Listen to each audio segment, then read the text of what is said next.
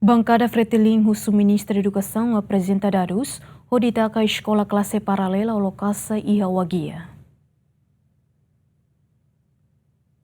Deputados e bancada Fretilin, Dário Madeira lamenta a decisão Ministra da Educação, Dulce de Jesus, nebe hasai ona circular ida hoditaka escola classe paralela ao lokasa iha suku wagia posto administrativo osu município Viqueque, tambatur ministra escola classe paralela ne la prensa critério. Tambane ne husuba ministra atau apresenta dados konoba razão escola refere la prensa critério, tamba comunidade Siramos rejeita a decisão husi governante ne. Lamenta Teves, Ministra da Educação, bele taka escola paralelo ida nebe, bele facilita Teves estudante sira usi suku lima. Senhora Ministra nya dado sida nya hetane husi nebe mak escola ne la prensa critério para bele saide anesan paralelo ni nya bele taka fila fale. Dados ni nya simu husi nebe. Agora ia posto selu, ia suku selu, ia secundária ida ketak-ketak. Mabi ia suku sanolu ensino secundário geral ida dei. Foi makato loketa ninya paralelo ida ba suku lima nebe maka ia soring enaba para bela acumula estudante para facilita sira para bela acesso escola ne o dia tamba durante ini sira hoto tu tem que mais osu vila mak foi bela escola mas be de repente de ministra da educação asai ninya be circular ba takate escola paralelo ne hakara katene comunidade hakara katene semak ba descobre kata que escola ne la prensa ne critério. Será que mais o diretor da educação município?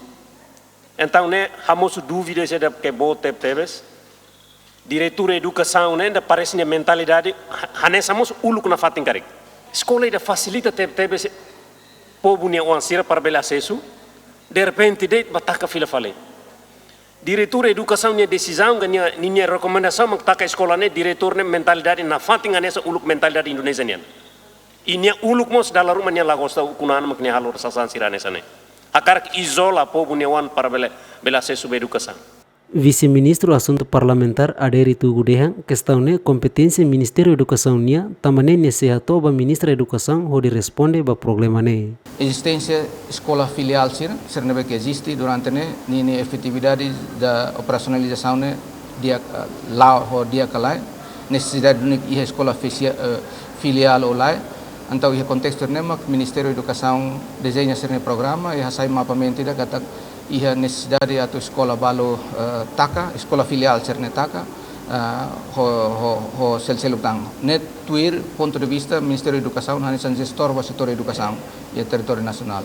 Então, harus envia a senhora ministra ao senhor secretário de Estado para tu ver a resposta para ante público também escola filial ser taka nene laosit ia município ida.